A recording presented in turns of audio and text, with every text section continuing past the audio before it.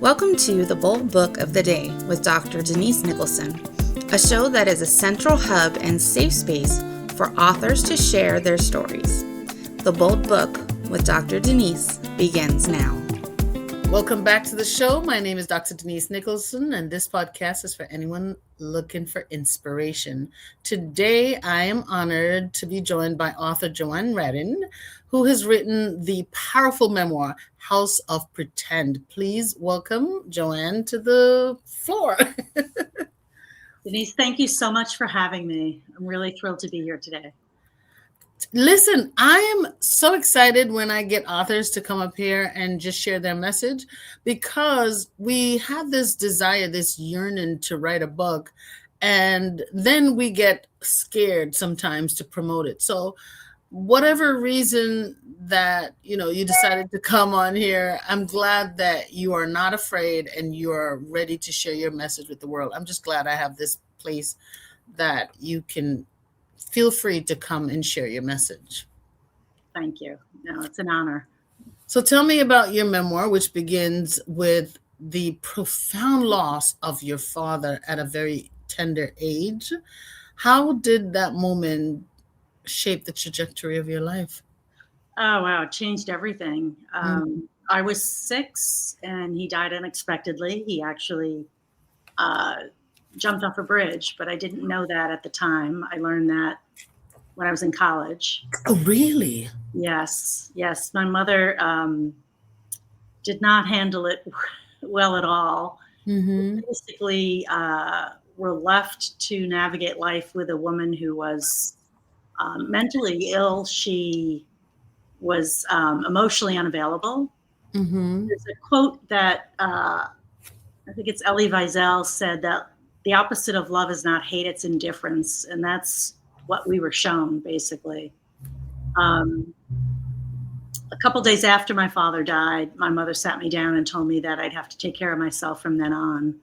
And she meant it. So our apartment, we appeared to be okay, a normal family. We were dressed, we were fed, we went to school. My mother had a certain persona that she used when she was out in public. She was charming and funny and very smart. But inside our apartment, it was a home full of shame and silence and just secrecy. And that fueled me to know that I needed to get out of there.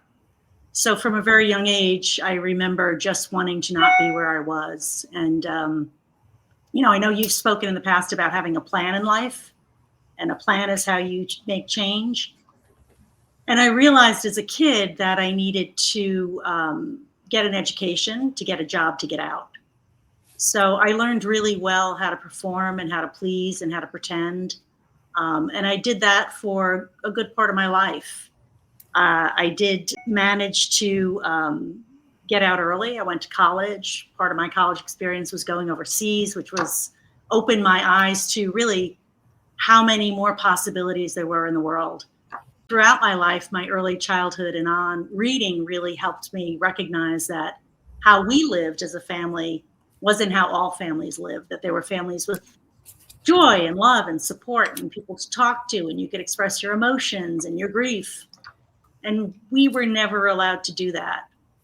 So although I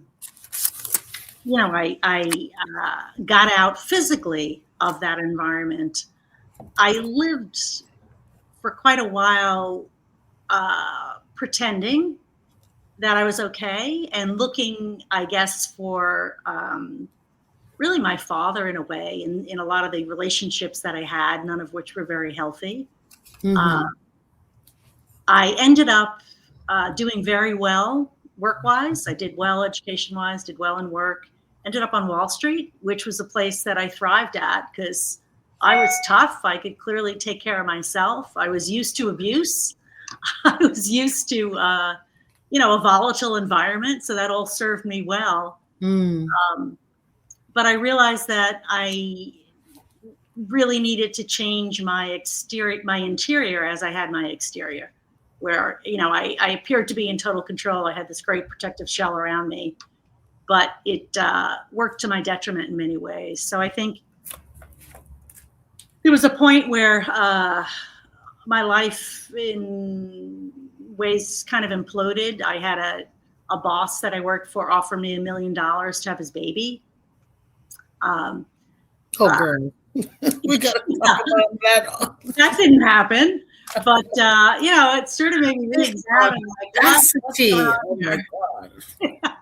I had a man that I really felt like I was completely in love with, which was a really new experience for me. I never really knew what love felt like. I thought love was physical touch. I thought love was just having somebody be nice to you.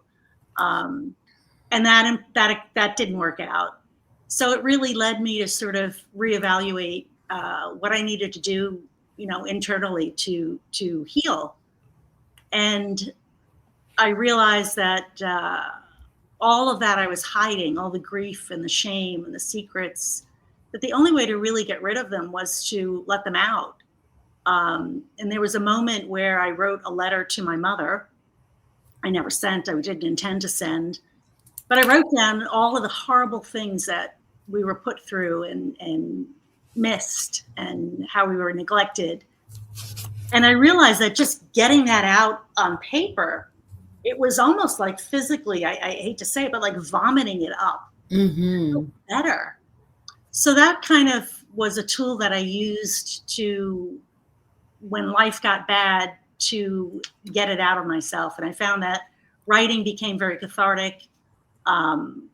One thing led to another. I was encouraged to write more. I did a couple of workshops, never intending to write a book, but here I am with a book. I think that a lot of what I learned was that, as I said, being vulnerable, being honest, people have all suffered things. People have all had trauma in their lives, that getting it out in the open doesn't allow it to fester and get bigger and bigger. What do you think that the silence did to you? Because the family's language, or maybe the silence was the language in that home. What does that kind of silence do to a child? For me, it made me extremely lonely. Mm-hmm. I knew that I could not speak of what it was like inside my house to anybody else. Mm-hmm. I think it makes you feel guilty, as though somehow it's your fault, because particularly as a kid, you don't understand why this is how it is when you go out and you see other people living differently and parents behaving differently. So I think it's very confusing. In fact, at one point, my aunt, we were having a conversation and joking about how it was in my house. And she was stunned and apologized. She said she had no idea it was like that. And I think that's, another lesson to learn. I think that when you got older? When I got older. Yeah, I was way older. And she said, I had no idea. Like, you should not have been living like that. We would have intervened. But I think that that's the thing too. I think people need to recognize that if somebody seems off, if particularly a child, like ask the question. And I also think that it's so important as a community, when you are around children, to not just assume that everything's okay, but to always make space for that child to share if they are not okay. Maybe as an adult you can say, hey, little Johnny, just know that you can always come to Auntie with anything, especially if you're not feeling, if something's not going right at school or at home. We are afraid to get involved, or we don't want to intrude. But I think as a community, it's part of our responsibility. No, I think you're absolutely right. I think that too often people turn their heads when they sense something's wrong in a place. You don't want to get involved. You don't want to be the one. You don't want to make the call.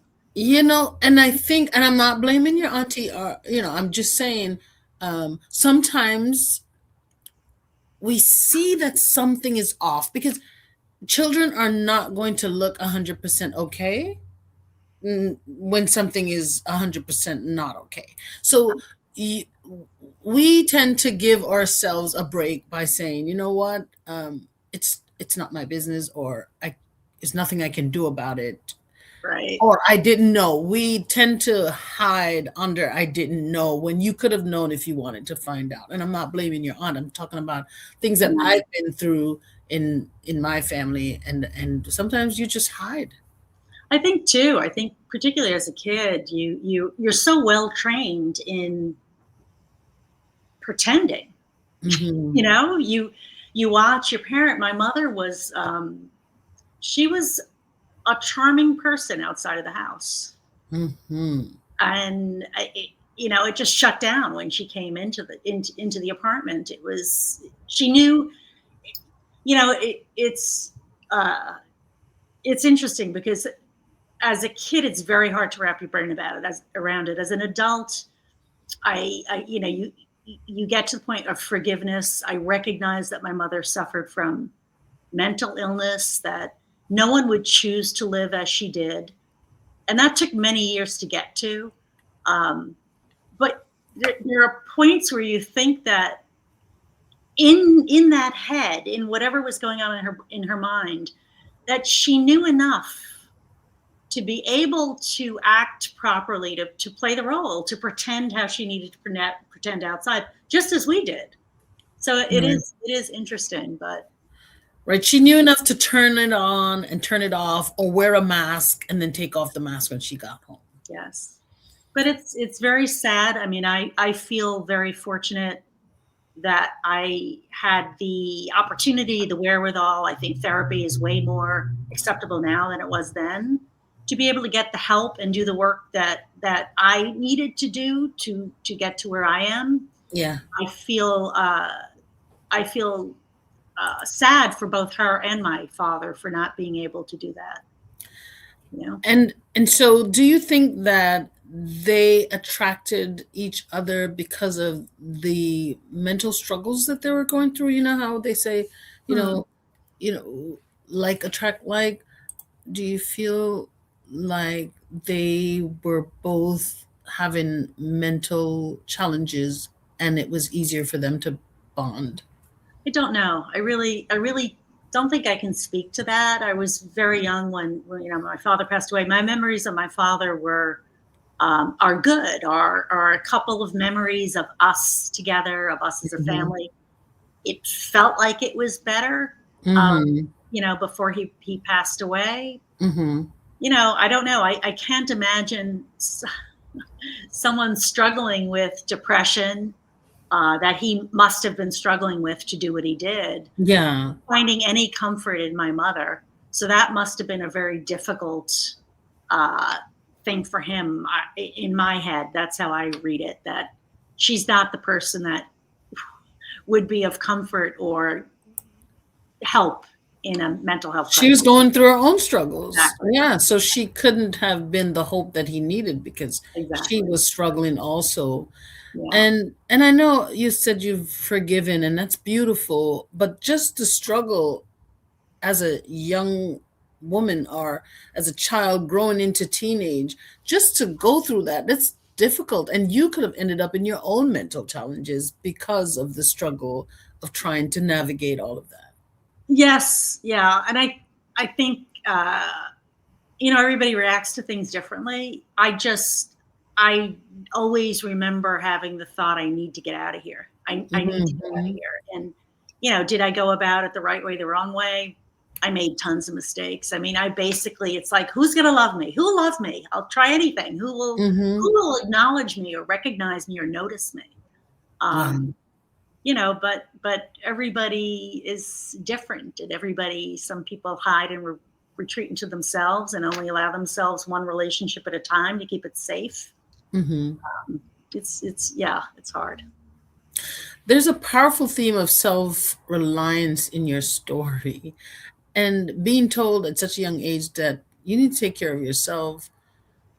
How did that shape these relationships when you were not just intimate relationships, but relationships with others? I think that resonated for me for forever. I think that in a way it was a gift she gave me. Maybe you don't want it at 6, but I definitely am a strong, self-reliant person. Good in emergencies. I definitely feel as though it's a good quality, not a quality you want to have forced on you as a little kid. I think though that certainly for me, I took it to an extreme. I didn't need anybody. I didn't need anybody.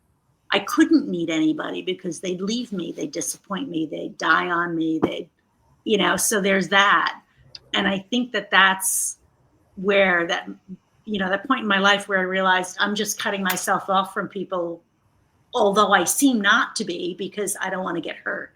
Right. And I don't want them to see, if they see the real me, they won't like me, right? They'll leave, they'll die, or they'll shut me out.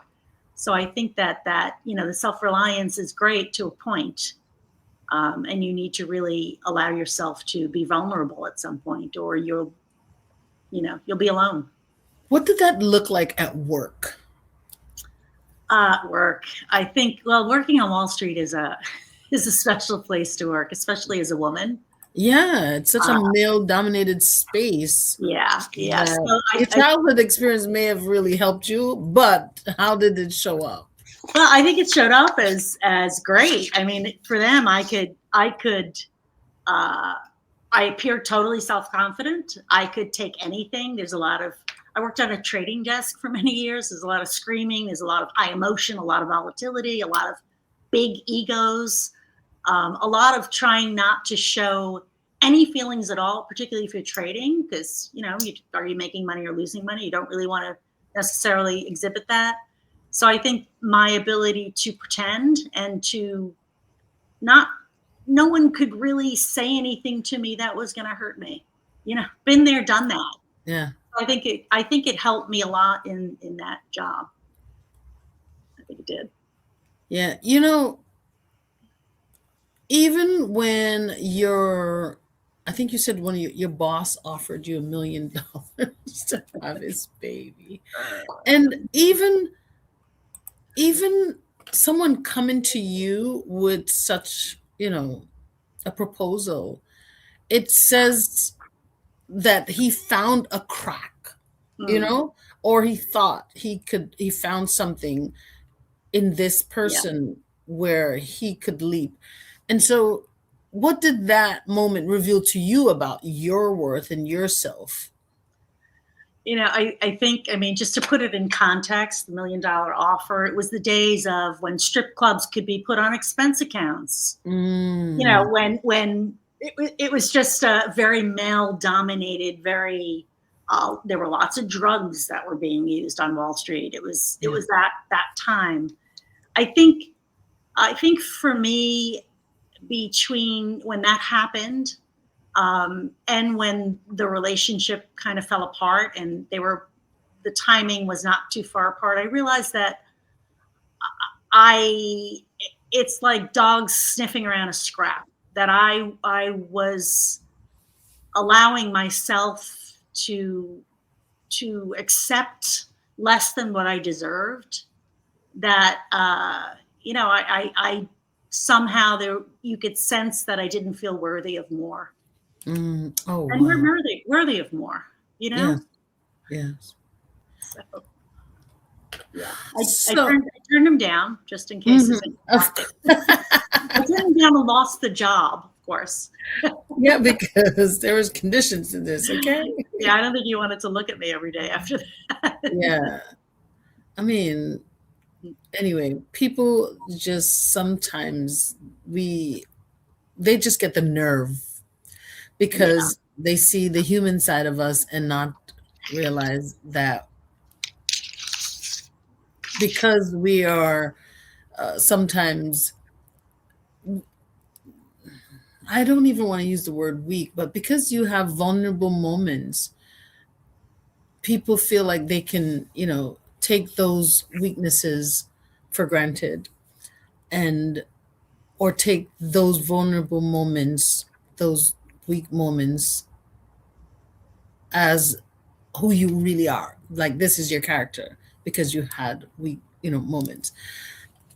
I'm glad that you were able to stand up for yourself and your self-worth and say, I don't need your $1 million, and I'm not doing that. This is my body and my space, and I choose. You cannot buy me, sir. No, no, no.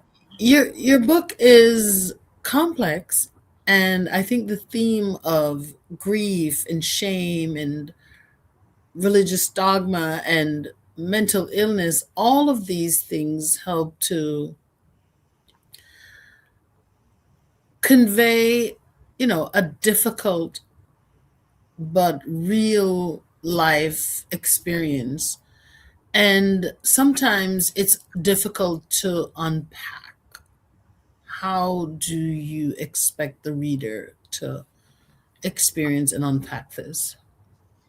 Well, I think that the book is a book of resilience, and it's a book of finding yourself and realizing. I think there's a lot of powerful messages in it to take out.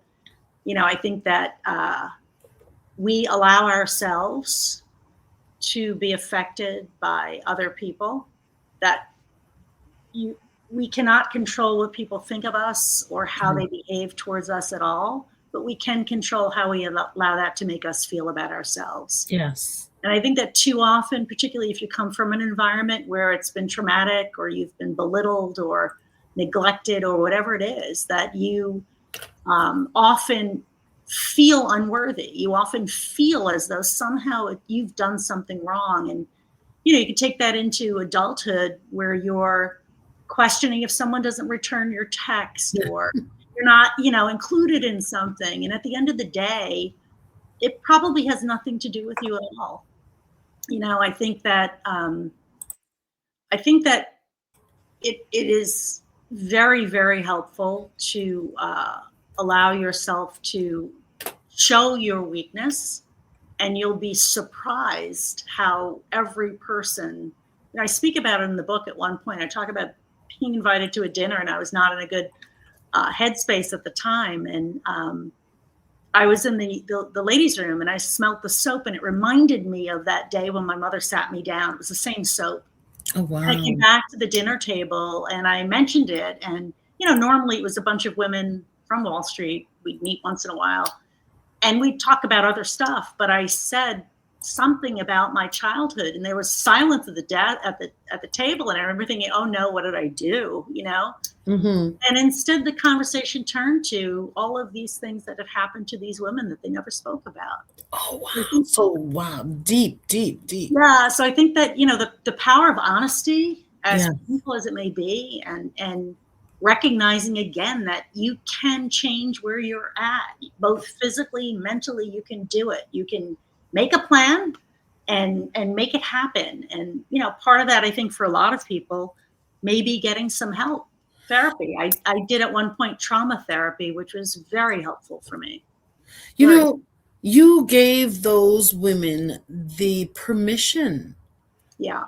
to speak about the things that they were finding difficulty and challenging in their lives, because you don't want to be, especially in a professional environment, or even if it's not a professional environment, but it's around professional peers.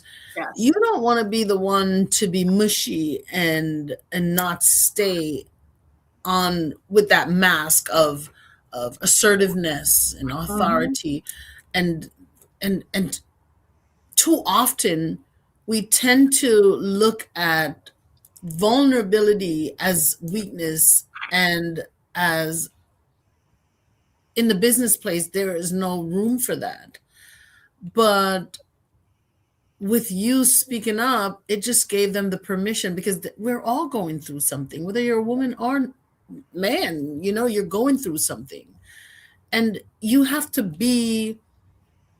carry whatever happens at home. It affects you when you're at work. It affects your work. You'd like to think that it doesn't. And if there's a place where you can just offload and say, this has happened. This has happened. I've had this experience, and it really sucks to feel like that. And Yeah. then to encourage other women or to just speak, the load that they must have felt that come, off of the shoulders with that. So And I think really it's a testament to your strength that this stuff happened to you, yet here you stand.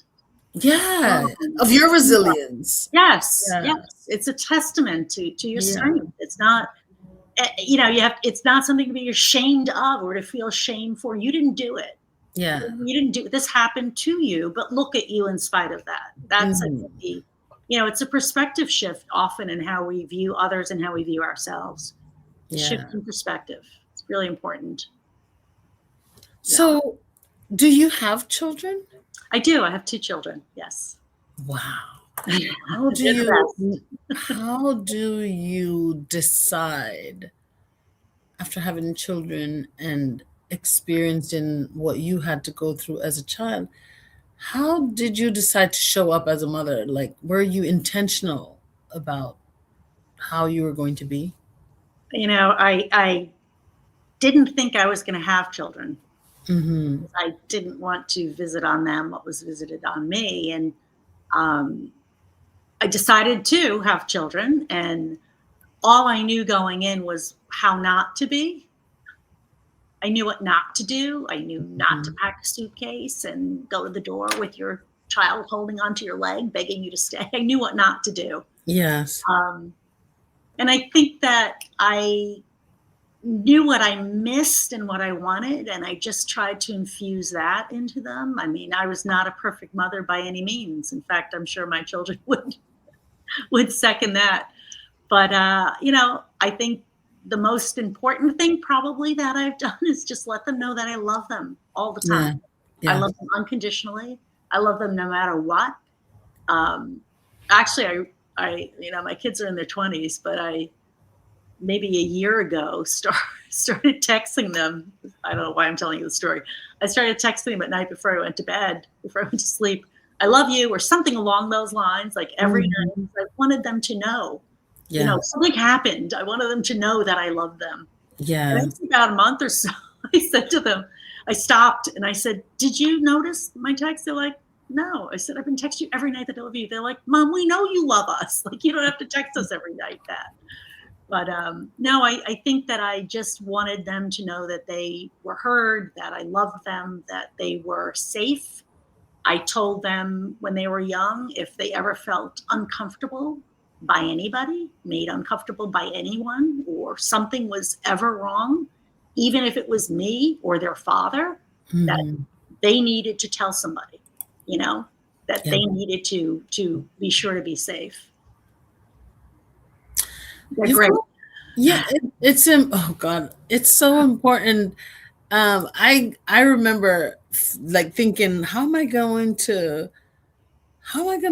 let my children know for sure that I love them? Because I messed up too. I made some, I did some dumb stuff. Like I had my children when I was very young, so I made some mistakes. So I Sure. wanted to like ensure that they knew if something happened that I love them. So I understand you sending those texts because sometimes I'll send videos, I'll send text messages, I'll send all kinds of things because I want them to know for sure that I love them. So And I I think understand. what you just said about, making mistakes, I think that that's something that you need to be honest with them about too. I mean, I've made mistakes and I've told them I messed up. I made a mistake. I Yes. shouldn't have done that. I am really sorry.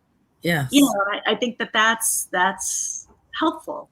Yeah, it's really important. So when I went I was teaching a class. I am a registered nurse. I'm a nurse practitioner now, but when I was teaching nursing, I remember I was teaching mental health and I saw the amount of the percentage of children that had mental challenges because of parental issues. It was a staggering, significant number.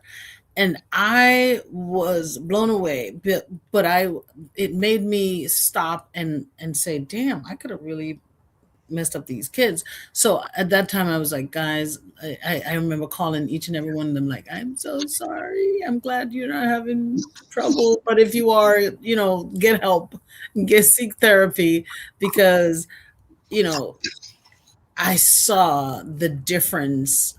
I saw the it was right in front of me, the children who were really struggling because of parents that didn't even see what they were doing wrong. Even as simple as separation got children really confused and messed up.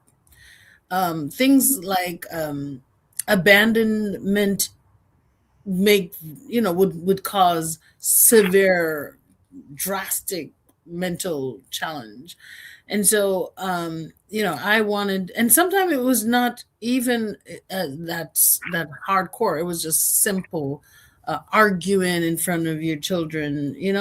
Yes, yes. It caused real issues, and we it's and I think it's because of the dynamics, the bond between parents and children, or maybe it's not even a bond yet because some of these children were very young, but it is that invisible bond, Mm-hmm. you Mm-hmm. know? And so young people take everything personal. And I Yes. remember you said something earlier when you thought, okay, it must be about me. Like it must, all of these issues, it must be about me.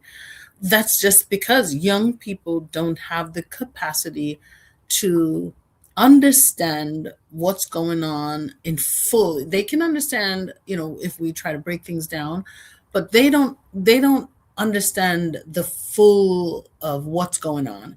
And so they start to play their own story. And even as we get older, the stories we tell ourselves shape our lives.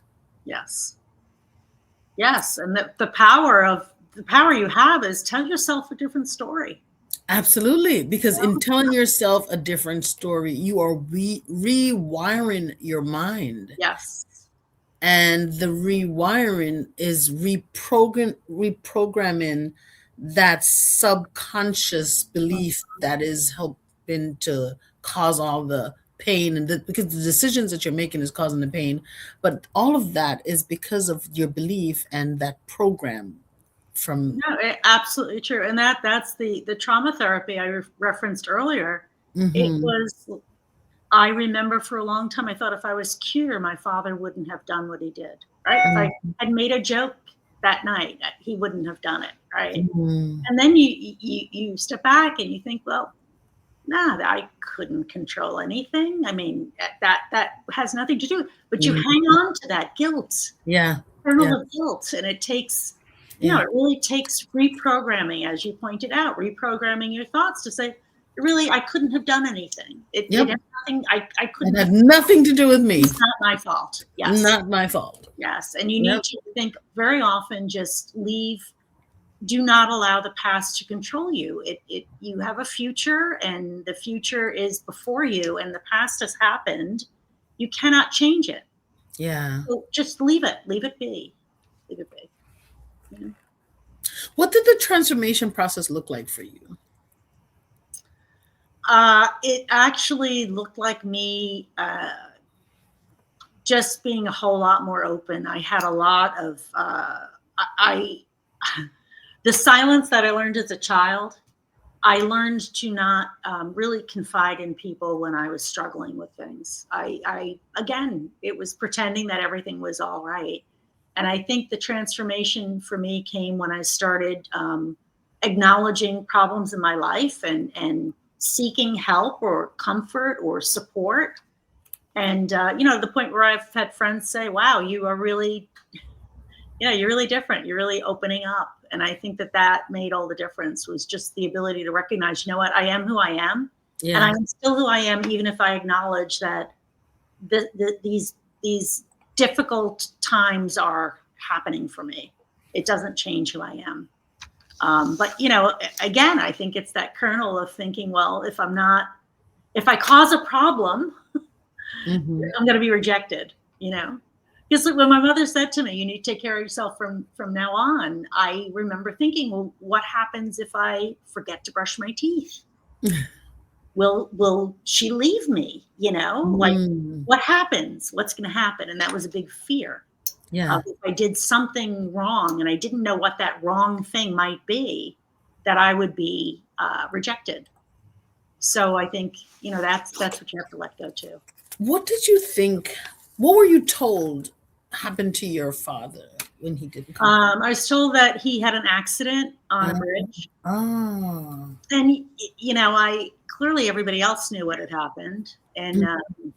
it wasn't until a guy I was dating when he asked me how my father died, and I said that he kind of looked like, "Yeah, really? That doesn't sound right."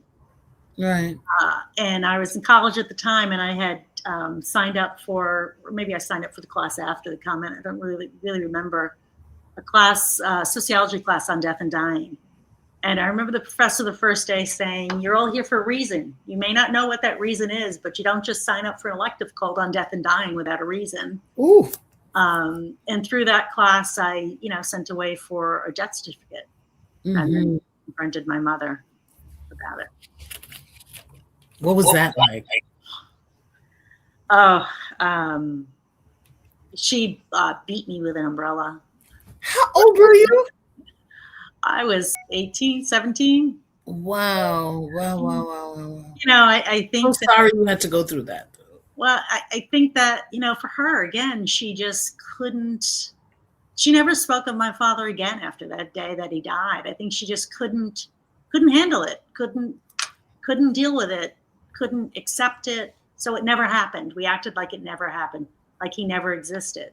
So my daring to bring it up, 15 years later or whatever it was just too much. She told me she wanted to go to her grave with that. It was none of my business. Is she still alive? No. Okay. What was your relationship like before her dying? You know, I recognized having kids of my own and having, life's difficulties. I couldn't imagine how difficult her life must have been. Hmm. Not only with my father's death, uh, financial issues, with her own challenges. I thought how horrible that must have been. And I recognize that she would not have chosen to live how she lived. So my mother got older, was always the same person, and then got to a point where she couldn't live by herself anymore and developed some dementia. So I helped moved her up to a place in near me, and visited her and took care of her, looked after her, tried to keep her comfortable and everything. But she bitched the whole time. Yeah. I couldn't ladle the soup properly into her mouth or push the wheelchair the right way. No Hmm. surprise. But actually, shortly before she died, we were sitting in a little sitting room that they have, and I was basically leaving a monologue of the day's events because she was not really speaking too much. And out of the blue, she was on a bunch of different medications for Alzheimer's, and out of the blue, she turned to me and said, "I'm really sorry, it could have been so different." Oh, And that was the first and only time anything was ever acknowledged. And yeah, that was big. That was big. wow. Wow. You know what? I am so grateful for you that you had the opportunity to have these moments with her because I've learned that forgiving your parents is one of the most beneficial thing you can do for your mental health. Absolutely. And if you see someone that's not happy, that's struggling with their mental child, with happiness, it's because they're holding on to something their parents did. So because I'm looking at you and I can't tell, but I'm assuming because you look so happy, you came with a smile. We had some conversations, before we came on, and you just sound like I'm good. I'm happy. And so I'm glad that you had that experience with her because it made it full circle. Yeah, it was the last thing I ever expected to have come out of her mouth. And, Mhm. you wonder how those synapses were firing that allowed that to happen. I mean, as Mhm. quickly as she said it, she went back to her state, but I really appreciated it. Yeah. I think, what you said about forgiving your parents, I in the book, I do write about how important forgiveness is and how difficult it can be. And, I say that really the hardest person to forgive was myself, Mhm. because you realize that if I had sought, therapy for my issues earlier in my life, I might have made different decisions, and I might have been a better parent. I might have done, a whole lot of things differently that would have been better than how I did them. But you have to forgive. You do the Yeah. best you can do at the time, and that's all you can hope for. Yes. Yeah. One of the books that I like to encourage others to read that because it helped me with forgiving is and just accepting myself was The Four Agreements by Don Miguel Oh, Ruiz. yes. Yes, Oh it's my a great book. God. Oh Yeah. my goodness. Yeah. Yeah. Because, just knowing that you are doing your best, even at your worst. Yes. That's it. Just do Yeah. your best. Where can we find your book? It's available everywhere. Simon and Schuster's distributing it, so it's on Amazon, Barnes and Noble, your local bookstore. It's available for pre-order. It comes out May 19th, so it's a couple weeks away, 2 months away. Mhm. Oh, Um, yes, come in closer. yeah, very exciting.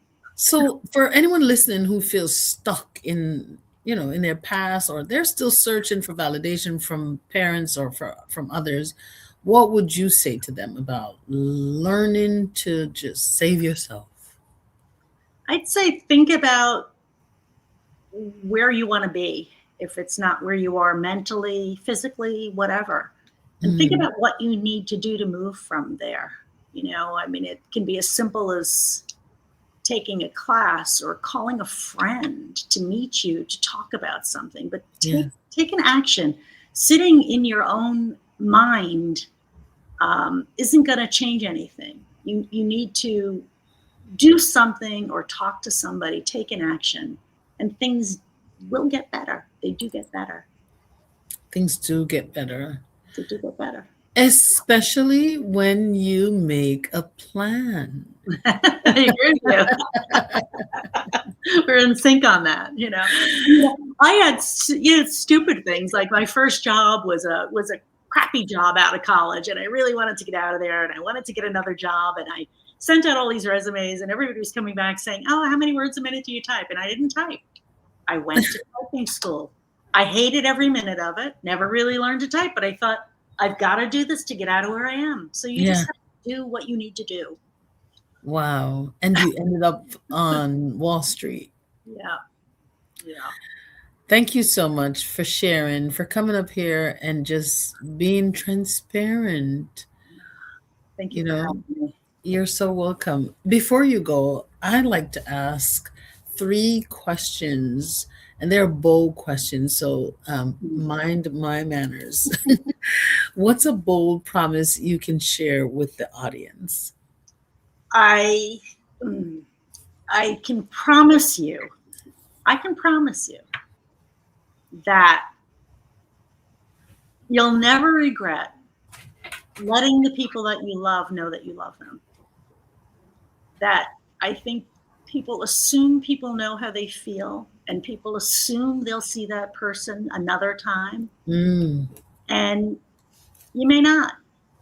And I think that they being someone who wasn't told that for most of her life, I think that those few words can change somebody's day. They can change somebody's life. yeah, Tell people who you love, that you love them. You'll never regret that. That's a promise. that's the bold promise. That's the bold promise. Now, what's a bold statement that can cause a paradigm shift for the audience? I think no matter who you are somebody who is worthy. You're a worthy person. And whatever it is people say to you or do to you, do not let that become you. Yeah. That you have the power to decide that you are worthy of things. And don't forget that. Don't let what other people do dictate how you feel about yourself. Yes. And that's important. Sometimes we forget that. Yes. That's a whole word if you're listening. So write that down. That's a message. Yeah, I like that. Don't let anyone diminish you. You have the power. You've done so much. You've experienced a lot, but you have resilience, and you've done, this. You've done so much with your life, and now you've written this memoir. You've written a book. What's next for you? What's a bold move that you'd like to make in the future? The bold move I'd like to make in the future. Well, the big bold move is just getting this book out there, because honestly, I feel like I'm walking naked in Times Square with it. What have I done? So that's going to be very bold on May 19th when it's actually out there for people to read. Otherwise, honestly, I'm going on a hiking trip in about a month, and I've never done a hiking trip before, and it's a bold move for me. So. How exciting. Enjoy the hiking. Let me tell you. Be prepared. Make sure I have my gear. It's like, yes. I'll look like a hiker. Who cares? Wow. What a powerful conversation. Thank you. It was necessary. Yeah. Thank you so much. I really appreciated it. Guys, Joanne's story is a reminder that no matter where you start, no matter what happens to you, your past does not define your future. It reminds you that healing is possible, that your voice matters, and that you have the ultimate power to reclaim your story. We talked about it, reframing. Tell yourself a different narrative, because it's the story that you tell yourself that is most important. So be sure to check out House of Pretend and give it a rating. Go up there, and after you get it on May 19th, make sure you're one of the first to get it, okay? We got to show her some love. And if this episode spoke to you, share it with someone who needs to hear. Until next time, thank you so much for listening. And if there's anyone here you're thinking about writing a book, you're not quite sure how to start or how to end it if you've already started, I have a writing community, and we meet once a week. And we've been doing this for the past 5 years. It helps you to get clarity and to get your book idea out of your head and onto paper. So if you're interested in joining, follow me on social media at author Denise Nicholson on all social media platforms, or you can send me an email to authordnicholson@gmail.com. Now remember what you're here for. You're here to read more and learn more and grow. So go out there and get House of Pretend. Okay? Thank you so much. Thank you. Oh, Joanne, thank you again. I am looking forward to... Thank you for joining us for the Bold Book of the Day with Dr. Denise Nicholson, a central hub and a safe space for authors to share their stories. Follow Dr. Denise on Facebook and Instagram at Denise Nicholson, or go to denisenicholson.com. Remember, no one can share your story better than you.